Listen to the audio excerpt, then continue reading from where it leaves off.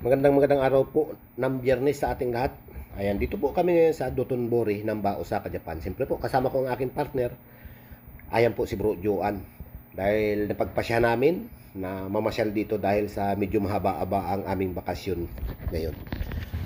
May papakita po ako sa inyong larawan na talaga naman pong pinagkakaguluhan at mas kilala sa pangalang Glicoman ng mga Japanese.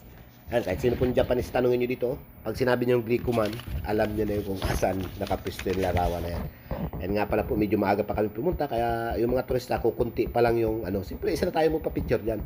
Kukunti pa lang ang mga dumarating. Alam nyo po ba yung larawan na yan, o mas kilala sa pangalang Glicoman, ay siya po ay isang Pilipino, at yan po ay si Fortunato Catalon, tubong Tolosa Liti, at pinanganak po ay noong February 4, 1898. At pumanaw po siya sa edad na 79 noong July 1977.